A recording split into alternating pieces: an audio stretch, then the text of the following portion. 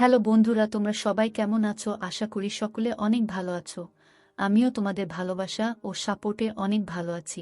বন্ধুরা, তোমরা আমাকে যে পরিমাণে সাপোর্ট দিয়েছো, তাই আবারও তোমাদের জন্য হাতের কাজ করার নতুন আরও একটি গল্প নিয়ে হাজির হলাম। চলুন ভিডিওটি শুরু করি।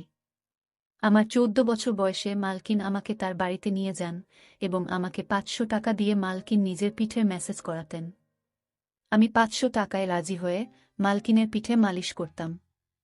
কিন্তু একদিন রাতে মালকিন বলতে শুরু করলেন, প্রতাপ, আজকে রুমের লাইটটা নিভিয়ে দাও। আমি চুপচাপ নিভিয়ে দিলাম। আমি জ্ঞান হারিয়ে ফেললাম যখন মালকিন, আমি যে বয়সের মধ্যে দিয়ে যাচ্ছি, এই সময়টা একটা ছেলের জন্য খুব কঠিন সময়, কারণ তাদের মনোযোগ তাদের সামনে উপস্থিত মহিলাদের দিকে পড়ে। এমন অবস্থায় কারো কোমর মালিশ করা আমার জন্য খুব সমস্যার সৃষ্টি করে। যখন মালকিন আমাকে তার কোমর ম্যাসাজ করতে বললেন, কিছুক্ষণ অবাক হয়ে তার দিকে তাকিয়ে রইলাম।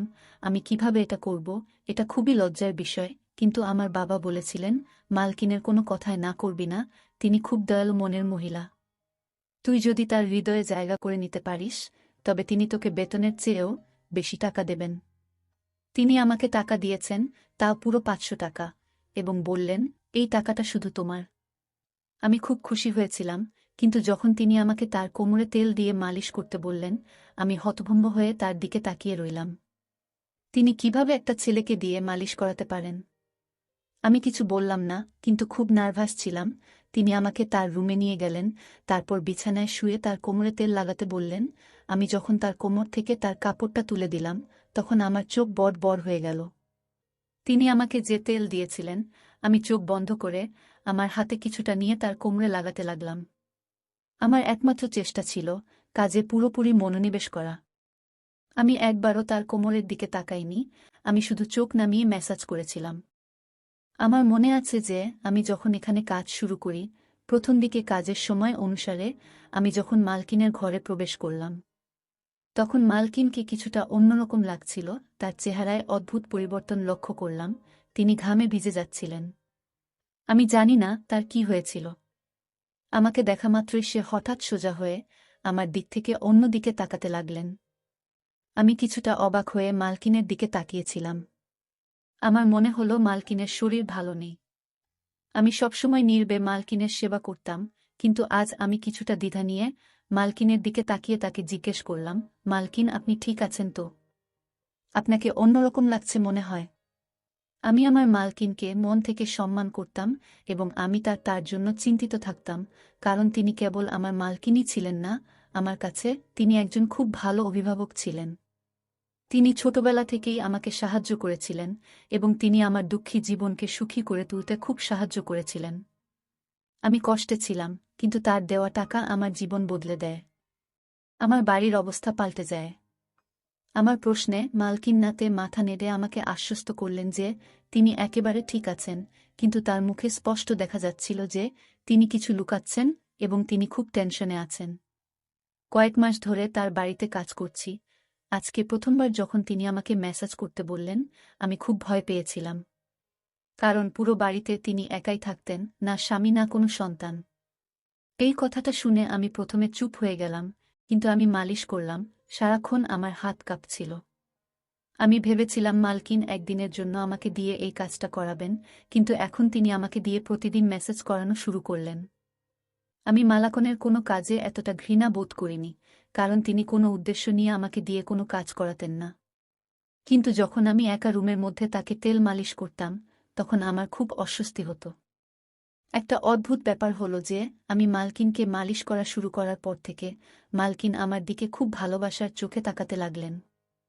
আগে তিনি আমাকে 500 টাকা দিতেন, কিন্তু এখন 1000 1200 টাকা দিতেন। তার এই ভালোবাসায় আমি বিরক্ত হয়ে গেছিলাম। কিন্তু আজও প্রতিদিনের মতো আমি তেলের বোতল হাতে নিয়ে মালিশ করতে গেলাম। আমি 4 বছর বয়স থেকে মালকিনের কোমর মালিশ করে আসছি। এই কাজটি আমাকে অনেক বিব্রত এবং বিভ্রান্ত করত। আমার মালকিনের উপর রাগও হতো, কারণ তিনি আমাকে দিয়ে এসব কাজ করাতেন, কিন্তু আমি এসব করতে বাধ্য ছিলাম। কারণ আমার টাকা চাই, এবং কাজের বিনিময়ে আমার মালকিন আমাকে প্রতিদিন 500 টাকা দিতেন, তাই আমি নীরবে মালকিনের জন্য এই কাজটি করতে থাকলাম। অনেক পরে আমি বুঝতে পেরেছিলাম যে মালিকিন কেন আমাকে দিয়ে এই কাজ করাতেন। আমি তেল নিয়ে আমার মালকিনের বিছানায় বসলাম। তারপর হঠাৎ মালকিন আমাকে বলল, প্রতাপ, ঘরের আলো নিভিয়ে দাও। আমি হতবাক হয়ে মালকিনের দিকে তাকালাম। আমার গড়বড় মনে হচ্ছিল, কিন্তু মালকিনকে কিছুই বলতে পারলাম না। আমি ঘরের আলো নিভিয়ে দিলাম এবং অন্ধকারে হাতড়ে হাতড়ে মালকিনের বিছানার কাছে পৌঁছালাম। অন্ধকারে বুঝতে পারলাম মালকিন বিছানায় শুয়ে আছেন। আমি মালকিনের দিকে হাত বাড়ালে মালকিন আমাকে থামিয়ে দিয়ে আমার হাত ধরে তিনি আমাকে যা বললেন তাতে আমি জ্ঞান হারিয়ে ফেললাম। আমার বুক ধুকধুক করতে শুরু করল। আমি আমার জায়গায় বসে রইলাম। আমার নড়াচড়া করা কঠিন হয়ে পড়ে। আমার মালকিনের কথা শুনে আমি কেঁপে উঠেছিলাম। আমি বাঁকুড়ার একটি গ্রামে থাকতাম। আমার পরিবার খুবই গরিব। আমার বয়স যেহেতু 4 বছর, তাই আমার পক্ষে কাজ পাওয়া বা টাকা ইনকাম করা কঠিন ছিল। আমি বাধ্য হয়ে আমার বাবা মাকে কষ্ট করে সংসার চালাতে দেখেছি। তারা খুব কষ্টে ছিল, কিন্তু আমি তাদের কোনো সাহায্য করতে পারিনি। আমি খুব আবেগী ছিলাম, কিন্তু কোনোভাবে টাকা ইনকাম করে তাদের সাহায্য করতে পারিনি, যাতে তাদের একটি ভালো জীবন দিতে পারি। লেখাপড়া করা আমার স্বপ্ন ছিল, কিন্তু আমি জানতাম যে আমাদের কাছে লেখাপড়া করার টাকা নেই। আমাদের বাড়িতে খাওয়া দাওয়া করাই খুব কঠিন, তবে আমি জানতাম যে আমি যদি আমার শখ প্রকাশ করি, তবে আমার মা বাবা এত কষ্টের মধ্যেও নিশ্চয়ই আমাকে পড়াতেন। কিন্তু আমি এতটা স্বার্থপর ছিলাম না, তাই নিজের শখগুলোকে নিজের মধ্যে দমিয়ে রেখেছিলাম। এবং এই জিনিসটি আমাকে আরও উদাস করত। সেই দিনগুলিতেই মালকিন আমার জীবনে এসেছিলেন। মালকিন একজন বয়স্ক মহিলা এবং একা থাকতেন। তার স্বামী তাকে ডিভোর্স দিয়েছিলেন এবং তার কোনো সন্তান ছিল না। তবে তার অনেক টাকা ছিল, তার অনেক জমিজমাও আমাদের গ্রামে ছিল। মালকিনের নিজের জমিতে কিছু গুরুত্বপূর্ণ কাজ ছিল, তাই আমাদের গ্রামে আসার পর তিনি আমাকে দেখে আমার দিকে তাকিয়ে জানতে চাইলেন আমি কেন স্কুলে যাই না এবং কেন আমি পড়াশোনা করি না। আমি দুঃখের সাথে তাকে আমাদের অবস্থার কথা বললাম এবং বললাম যে আমি আমার পরিস্থিতির কারণে পড়াশোনা করতে পারিনি। পড়াশোনা করলে আমাদের ঘরে খাওয়া দাওয়া বন্ধ হয়ে যাবে। আমার কথা শুনে মালিকিন চিন্তায় পড়ে গেলেন। এরপর তিনি আমাদের বাড়িতে এসে আমার বাবা মায়ের সাথে কথা বললেন এবং বললেন যে বাড়ির ছোটখাটো কাজের জন্য তার আমার বয়সী একটি ছেলে দরকার। আমার বাবা মা তখনও চিন্তায় ছিলেন যে কিভাবে তারা তাদের ছোট ছেলেকে এত কম বয়সে কাজে লাগাবেন, এবং সম্ভবত তারা ভাবছিলেন যে আমি হয়তো তাদের ভুল বুঝব, কিন্তু আমি এগিয়ে গিয়ে তার কাজ করতে রাজি হলাম। আমার কথা শুনে মালিকিন খুব খুশি হয়েছিলেন। তখন আমি কিছুই জানতাম না। আমি শুধু ভেবেছিলাম মালিকিন তার ইচ্ছানুযায়ী ছোটখাটো কাজ করবেন, আর আমি সব কাজ করতেই প্রস্তুত ছিলাম। আমি খুশি মনে রাজি হলে আমার বাবা মাও চুপ হয়ে গেলেন। মালকিন আমার বাবা মায়ের হাতে বেশ কিছু টাকা দিয়েছিলেন এবং তাদের আশ্বাস দিয়েছিলেন যে তিনি প্রতি মাসে টাকা পাঠাবেন, যাতে আমাদের বাড়ির কষ্ট দূর হয়। মনে মনে আমি খুশি ছিলাম, আমার স্বপ্ন সত্যি হতে চলেছে, কারণ আমি সবসময় আমার বাবা মায়ের অবস্থা পরিবর্তন করতে চেয়েছিলাম। আমি আমার জিনিসপত্র গুছিয়ে মালকিনের সাথে শহরে চলে এলাম। মালকিনের শহরে সুন্দর বাড়ি ছিল। এত সুন্দর বাড়ি আমি জীবনে প্রথম দেখেছিলাম।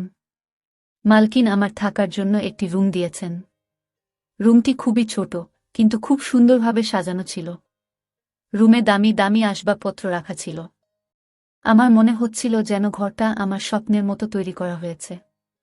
মালকিন আমাকে ছোটখাটো কাজ বুঝিয়ে দিলেন, যার মধ্যে কাপড় দিয়ে রোজ তার গাড়ি পরিষ্কার করা, রাতে তাকে দুধের সাথে জল দেওয়া এবং দিনে 3 বার খাওয়ার বাসনপত্র ধোয়া ইত্যাদি। এই কাজগুলো আমার মতো গরিব একজন ছেলের পক্ষে খুব সহজ ছিল। মালকিনের বাড়িতে বাইরে থেকে রান্না করা খাবার আসত এবং মালিকিন তার সাথে আমাকেও খেতে দিতেন। প্রথম দিনই আমাকে ভালো জামাকাপড় দেওয়া হয়েছিল, জুতাও কিনে দিয়েছিলেন। মালকিনের দয়া এখানেই শেষ হয়নি। তিনি আমাকে বলেছিলেন যে তিনি খুব শীঘ্রই আমাকে একটি ভালো স্কুলে ভর্তি করাবেন, যাতে আমি আমার পড়াশোনা চালিয়ে যেতে পারি। শুনে আমি খুব খুশি হয়ে গেলাম। কিন্তু রাত নামার সাথে সাথে মালকিন আমাকে তার ঘরে ডেকে একটি সুগন্ধযুক্ত সিসি দিয়ে বললেন, আমার গায়ে ম্যাসেজ করো। আমি মাথা নেড়ে তাড়াতাড়ি তেল এনে মালকিনের পায়ের কাছে গিয়ে বসলাম। আমি ভেবেছিলাম যে আমাকে মালকিনের পা ম্যাসেজ করতে হবে, এবং আমি খুশি খুশি এটি করতে রাজি ছিলাম। কিন্তু মালকিন আমাকে থামিয়ে তার কোমরের নিচের দিকে ম্যাসেজ করতে বললেন। এটা করতে আমার লজ্জা করছিল, কিন্তু কোনোরকমে আমি মালকিনের শরীরে ম্যাসাজ করলাম। আমি তারপর উঠে রুম থেকে চলে গেলাম। আমি ভাবলাম মালকিন মনে হয় ক্লান্ত হয়ে পড়েছেন। আর আমাকে দিয়ে মেসেজ করাবেন না, কিন্তু আমার ধারণা ভুল ছিল। আমি খুব চটকা ছেলে ছিলাম, তাই সব কাজ তাড়াতাড়ি করে ফেলতাম, কিন্তু রাত নামলেই আবার একইভাবে মালকিন আমাকে রুমে ডেকে এক শিশি তেল দিলেন। এটা ভেবে মন খারাপ হয়ে গেল যে আজকেও আমাকে মালকিনের মালিশ করতে হবে। পা পর্যন্ত তো ঠিক ছিল, কিন্তু মালকিন আমাকে দিয়ে যেখানে মালিশ করাতেন সেটি আমার কাছে অস্বস্তি করছিল। আজও আমি কোনোরকমে মালকিনের মালিশ করে তার দিকে তাকালাম। তিনি শান্তিতে ঘুমাচ্ছিলেন। আমি বুঝতে পারছিলাম না মালকিন এতে কি সুখ পান। মালকিনের কাজকর্ম আমাকে অবাক করছিল। 3 দিন পরেই মালকিন আমাকে একটি ভালো স্কুলে ভর্তি করিয়েছিলেন। আমি আমার মালকিনের জন্য পাগল ছিলাম, কিন্তু আমার মালকিনের মেসেজ করতে ভালো লাগত না। মালকিন এটি তার রুটিনে পরিণত করেছিলেন। আর প্রতিদিন সে আমাকে মেসেজ করতে বলতেন। আমি তার অনুগ্রহে ছিলাম, তাই আমি না করতে পারছিলাম না। তাই কিছু না বলে আমি আমার মালকিনকে মেসেজ করতে লাগলাম। মালকিন সম্ভবত বুঝতে পেরেছিল যে আমি তার মালিশ বিরক্তি নিয়ে করি। সেজন্য আমার বেতন বাদেও তিনি আমাকে প্রতিদিন 500 টাকা করে দিতে লাগলেন, এবং আমি আনন্দের সাথে টাকার জন্য এই কাজটি করতে লাগলাম। এইভাবে আমি মালাকনের বাড়িতে অনেক দিন ছিলাম, এবং এখন আমি এতে অভ্যস্ত হয়ে গেছি। মালকিনের একটি ভালো অভ্যাস ছিল যে মাস শেষ হলেই তিনি আমাকে না বলেই আমার বাড়িতে টাকা পাঠিয়ে দিতেন, যা আমার বাবা মায়ের জীবনকে সহজ করে দিয়েছিল। আমিও খুব কষ্ট করে পড়াশোনা করছিলাম যে সারা জীবন যাতে আমাকে মালকিনের মতো মহিলাদের বাড়িতে থেকে তাদের ইচ্ছা পূরণ করতে না হয়। একদিন আমি প্রতিদিনের মতো মালকিনের মেসেজ করতে তার রুমে গেলে মালকিন আমার দিকে একভাবে তাকাতে লাগলেন। তাকে মালিশ করার সময় আমার মুখে সবসময় একটা বিরক্তি ভাব থাকত, এবং আমি এভাবেই তার মেসেজ করতাম, এবং মালকিনও এটা অনুভব করতেন। তাই মালকিন আমার দিকে মনোযোগ দিয়ে তাকিয়ে তারপর বললেন যে আমি জানি আমার এই কাজটা করতে তোমার খারাপ লাগে, কিন্তু আমি অসহায়, তাই তোমার খারাপ লাগা সত্ত্বেও তোমাকে দিয়ে এই কাজটা করিয়ে নিই। মালকিনের মুখে উদাস ভাব ফুটে উঠল। আমি কিছু বুঝতে না পেরে মালকিনের দিকে তাকাতে লাগলাম। আমি বুঝতে পারিনি, তাই মালকিন আমাকে তার বাধ্যবাধকতার কথা বললেন, আর লজ্জায় আমার অবস্থা খারাপ হতে লাগল। মালকিন আমাকে বললেন যে তার মেরুদণ্ডের সমস্যা রয়েছে, যার কারণে তিনি মালিশ না করিয়ে রাতে ঘুমাতে পারেন না। মালকিন এই কাজের জন্য নার্স রেখেছিলেন, কিন্তু তারা সবাই কোনো না কোনো অজুহাত দেখিয়ে কখনো কখনো তাড়াতাড়ি মেসেজ করে, আবার কখনো কখনো মেসেজ না করেই চলে যায়। বাধ্য হয়ে মালকিন আমাকে কাজে রাখেন, এবং তিনি আমার এত উপকার করতেন যাতে আমি তার মেসেজ করতে না বলতে না পারি। এসব কথা বলে মালকিন চুপ করলেন, আর আমি মালকিনের কথায় খুব লজ্জিত হলাম, এবং আমার আচরণের জন্য আমার খুব খারাপ লাগছিল। যে মহিলা আমার এত উপকার করেছেন তাকে নিয়ে আমি উল্টোপাল্টা ভেবেছি বলে আমি আফসোস অনুভব করছিলাম। এই রোগের কথা শুনে আমি আমার মালকিনের মালিশ আমার সমস্ত হৃদয় দিয়ে করতাম, এবং কখনো বিরক্ত হতাম না। মালকিন আমাকে খুশি করতেন। আমি এখন যুবক হয়ে গিয়েছি, এবং মালকিন খুব বৃদ্ধ হয়ে গিয়েছেন। একদিন আমি মালকিনকে মালিশ করতে তার রুমে গিয়ে দেখলাম মালকিনের অবস্থা খুব খারাপ। আমি জিজ্ঞাসা করলেও মালকিন আমাকে কিছুই বললেন না। আমি যখন মেসেজ করা শুরু করলাম, প্রথমবারের মতো মালকিন আমাকে লাইট অফ করতে বললেন। আমি অবাক হয়েছিলাম, কিন্তু আমি তার কথা মেনে লাইট বন্ধ করে তার কাছে গিয়ে বসলাম। এমন সময় মালকিন আমার হাত ধরে আমাকে বললেন, আজ আমার শরীর খুব খারাপ লাগছে, আর বুকেও ব্যথা হচ্ছে। আমার মনে হচ্ছে আমার সময় ঘনিয়ে এসেছে। মালকিনের কথা শুনে আমি ঘামতে লাগলাম। আমি নীরবে বসে রইলাম। মালকিন বললেন, তোমার যত্ন আমার মন জয় করে নিয়েছে। আমার যদি ছেলে থাকত, তবে তোমার মতো আমার যত্ন নিত। আমি তোমাকে আমার ছেলে মনে করি। আমি আমার সমস্ত সম্পত্তি তোমার নামে করে দিয়েছি। নিজের খেয়াল রেখো। মালকিন এই কথা বলেই তার হাত নিচে পড়ে গেল। আমি তাড়াতাড়ি উঠে লাইট অন করে মালিককে দেখে দ্রুত ডাক্তারকে ডাকলাম। মালকিন একেবারে স্থির। ডাক্তার চেক আপ করে মালকিনকে মৃত ঘোষণা করলেন। আমি হতভম্ব হয়ে কাঁদতে কাঁদতে পাগল হয়ে গেলাম। মালকিন আমার মায়ের মতো ছিলেন, যদিও তিনি আমার মা ছিলেন না, কিন্তু আমাদের মধ্যে সম্পর্কটা মা ছেলের মতোই ছিল। আর তার উকিল পরের দিনই তার সমস্ত সম্পত্তি আমার হাতে তুলে দিয়েছিলেন। আমি অনেক বড়লোক হয়ে গেছি, এবং আমি মালকিনের বাড়িতেই থাকি। আমার বাবা মাও আমার সাথে থাকেন। আমার জীবন খুব সুন্দর হয়ে উঠেছে। আমার মালকিন খুব সুন্দর মনের মহিলা ছিলেন। ধন্যবাদ সবাইকে গল্পটা শোনার জন্য।